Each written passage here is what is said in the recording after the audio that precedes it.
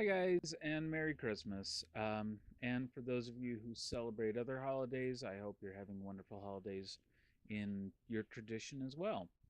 Uh, for this episode, I'm kind of going back to the old format where I just kind of talk about a different film. And in this case, I'm going to be comparing and contrasting two films that came out around the same time. And here's where I'm coming from. Uh, Part of the problem with Christmas movies and Christmas time and all that kind of thing is uh, they've kind of done a lot of the stories already. They've really uh, taken Christmas films and exploited them a lot for commercialism.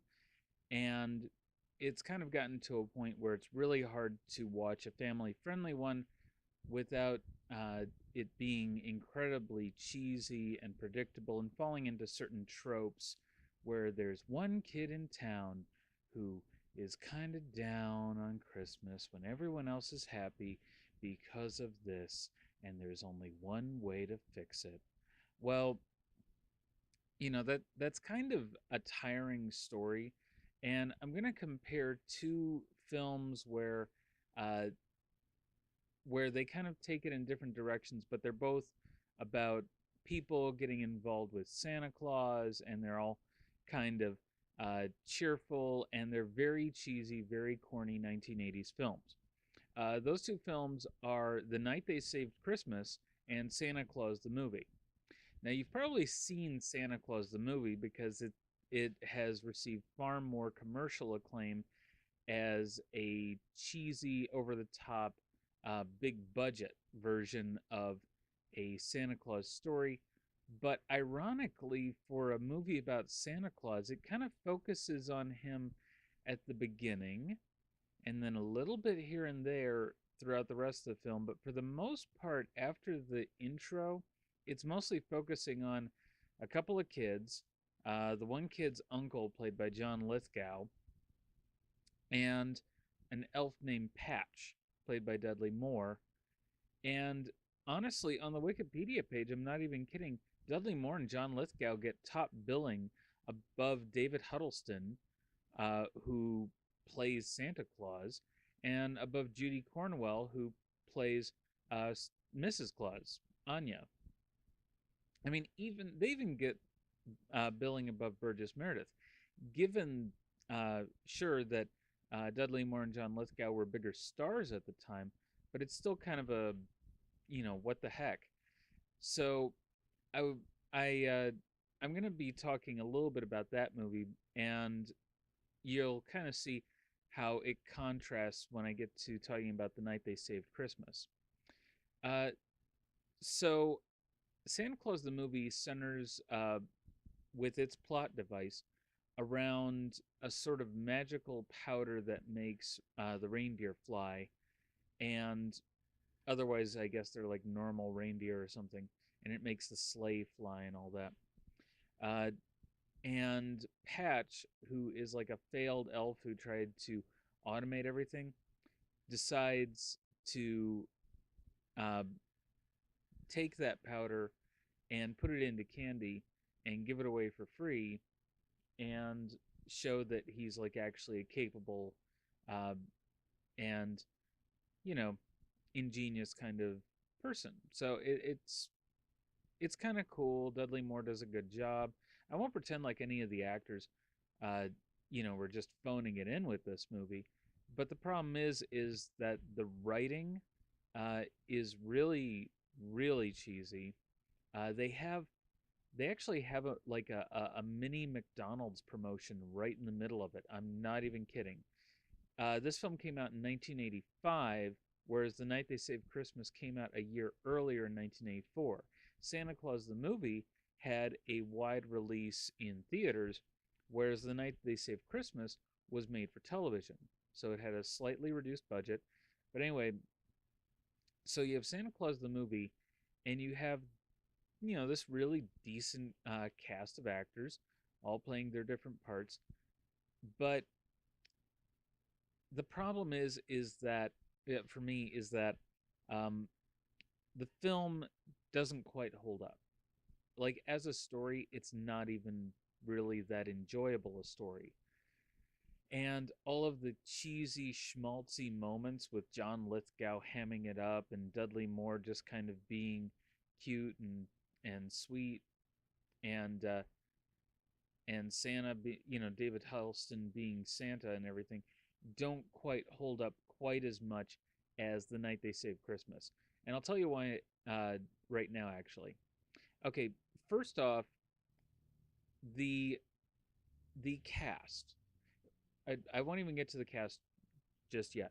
First off, um, The Night They Saved Christmas was produced for ABC, smaller budget, right? But at the same time, it was produced by RHI Entertainment and directed by Jackie Cooper.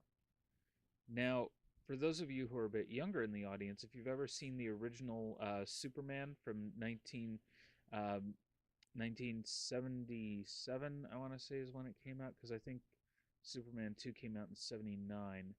Um, anyway, if you've ever seen the first Superman movie with Christopher Reeve rather, then it actually features Jackie Cooper in a large role, in a choice role, as Perry White, the editor of the Daily Planet, the editor in chief, actually. Um, that's where I best know him from, and he directed this. Um, I didn't even really know he directed things, but part of the thing that he lends to it is wonderful direction and cast choices for comedic moments. I mean, you have, just for the sake of reference, Art Carney playing Santa Claus in this. Now, Art Carney is better known for his role um, in The Honeymooners, but you would have also seen him in the Star Wars Holiday Special. And I have to call it the Holiday Special uh, because a lot of people call it the Christmas Special, but it actually came out for Thanksgiving. Um, Now, of course, the Star Wars Holiday Special was a variety show produced uh, as they did back in the 70s as a variety show, which they did a lot of things as variety shows. You had um, comedy sketches, musical acts, uh, all those different things, and sometimes the comedy acts would build up into a musical number, or there would be a song stuck in, and it was always kind of meant to be sort of a vaudeville thing, or sort of a hail back to the days of Broadway, right? Well, that's kind of the beautiful thing about The Night They Saved Christmas. Not only uh, do you have Art Carney as Santa Claus, but you have Paul Williams playing Santa Claus's chief elf, Ed. And I mean, Paul Williams is a really fun actor. He has played so many great stuff, and this is him uh, sort of at his height. And he actually seems to be having some real fun with the role, uh, playing his part. He's he's present in the moment. He's not just phoning it in. Nobody's really phoning it in this. Um, so I do have to point out that the villain of this story, much like in Santa Claus the movie, is a businessman, but they don't just give him a generic name like BZ, uh, which is like, well, what does BZ stand for? You never really find out. But in this film, it's actually an oil executive by the name of Sumner Murdoch. And what's hilarious about the casting choice here is he's played by Mason Adams, who's better known as the voice of Smucker's advertisements, especially from that period in time. And he has this really pleasant voice. He's a good actor, and he plays a fantastic villain in this film. You don't think of the Smuckers guy as being this horrific villain, but he actually does a really great job as being a bad guy in this film. And all the while, you're just like, so is he gonna pull out some jam at some moment? It's worth it. Um, this film does feature some musical moments where the elves are performing, uh, songs, but they're kind of singing while they're working. And so it kind of makes a bit more sense than necessarily just having a singing and dancing moment stuck in kind of artificially.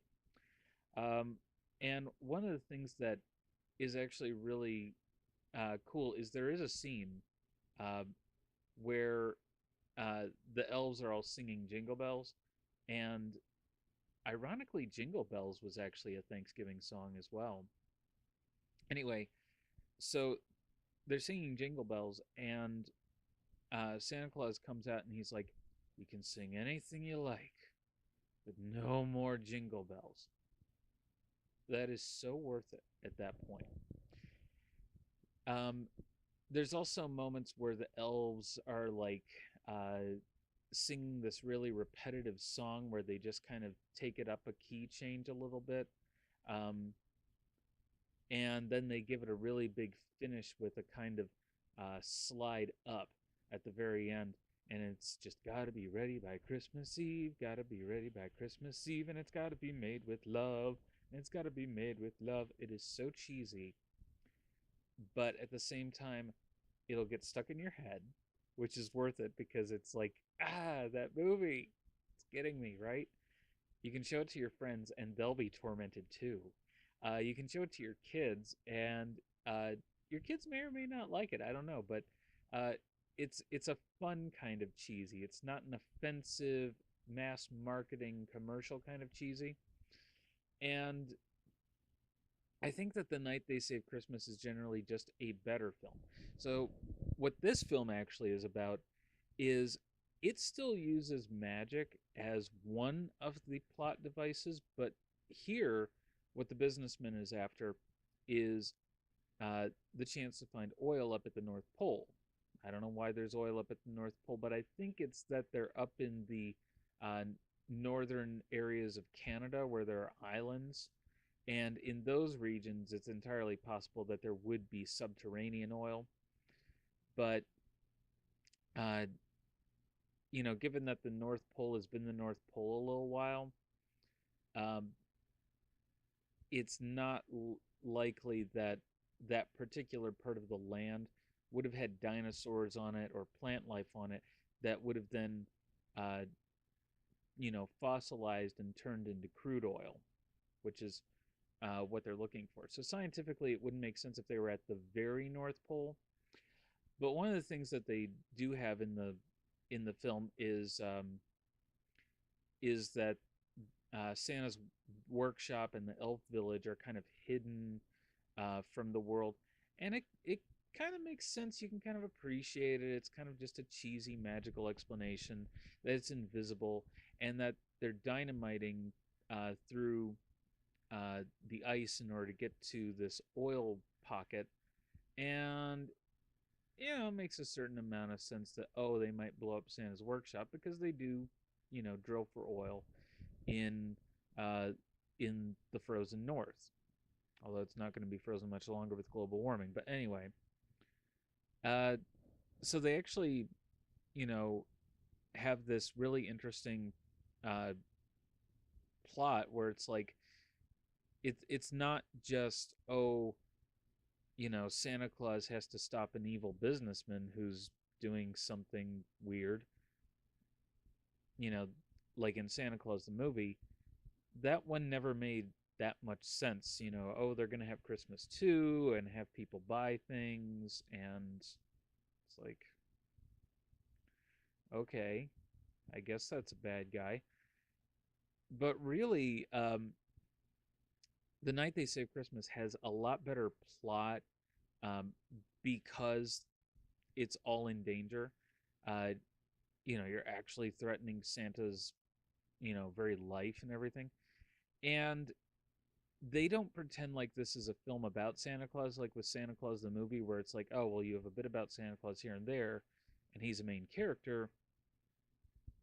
But, they also don't have Santa being very fat, since it's played by Art Carney. He is a bit of an old man belly, but that's about it.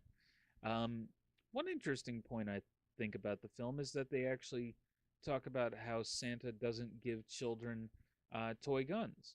I actually thought that was a kind of a cool message for the 1980s of all times.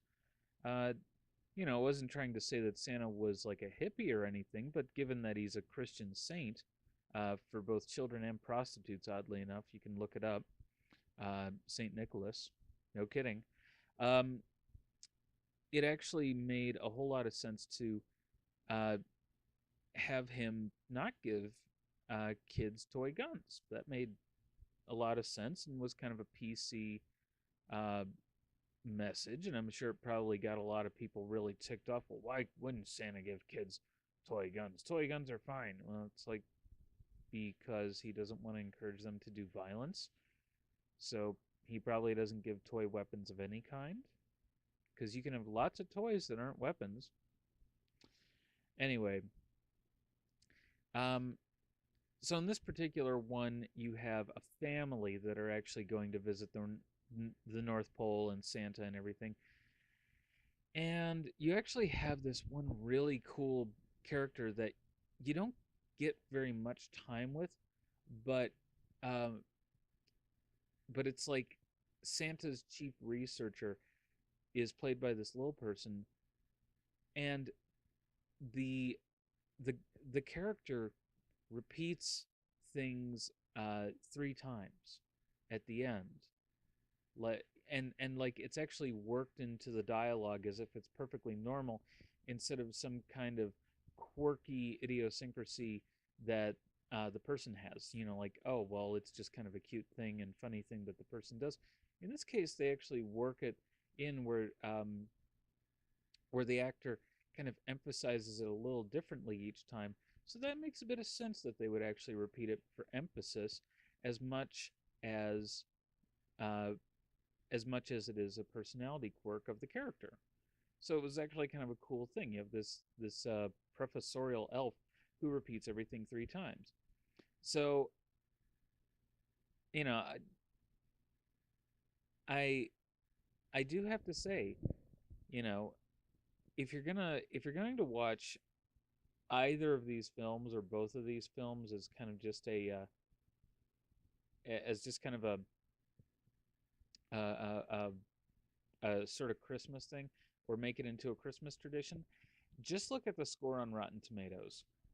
Santa Claus the movie has an 18% rating of fresh, whereas The Night They Saved Christmas has a 79% rating of freshness. That's almost 80% fresh for a made for TV movie from 1984. I mean, can you do any better? You have to check this out. It's totally worth it. I'm not even kidding. So go ahead, look it up, see if they have it at your local video store, or see about looking it up on Amazon, eBay, or Libris, or see if they have it at your local library or wherever. Uh, or it might be at your local store, like Walmart, Target, or Kmart, or wherever fine DVDs are sold. Anyway, so you can check it out for yourself. I know they have it online. You can see if they have it on Netflix, actually. Uh, I would totally recommend it because it is so incredibly cheesy. It's worth watching. It has a lot of original ideas. It has a fantastic cast overall. It has a lot of comedy, a lot of little things to appreciate. You can watch it um, in your 20s with some beer, wine, or hard cider and enjoy it and get some chuckles out of it. You can watch it with your kids. You can watch it with your old folks and just kind of chuckle at it. It's a little cheesy. It's fun. It's campy, um, and I think you'll get a real kick out of it. It's a cute movie, and because it's a little bit older, it's kind of worth rediscovering. And that's kind of the whole point of film recommendations here, folks, is sort of rediscovering films that may have fallen by the wayside in your viewing. So you can check it out yourself. Uh, I'm just looking up who it's available from right now. The original channel that it aired on was ABC, but I've since seen it on Disney Channel, and it airs on basic cable all the time. Anyway, it's probably owned by Disney or RHI Entertainment, more likely RHI Entertainment since they were the original producers, but probably also Disney as well. But you can check it out, look it up for yourself, see if it's out there to watch. It's worth it. You'll have a laugh, and that's all I can really say. So thanks for watching, guys. I hope you liked this review. I hope you like the new style. Uh, Let me know what you think about my recommendations, or if you have your own Christmas suggestions for films that you like to see, or films centered around other holidays. I know that there are classics that people like that have a little bit of class. This one, it's not terrible. It doesn't disrespect its audience, and it's not entirely commercial. So you can tell me what you think about the film. You can tell me about what you think about Santa Claus the movie. Anything you want to say, just keep it constructive and respectful.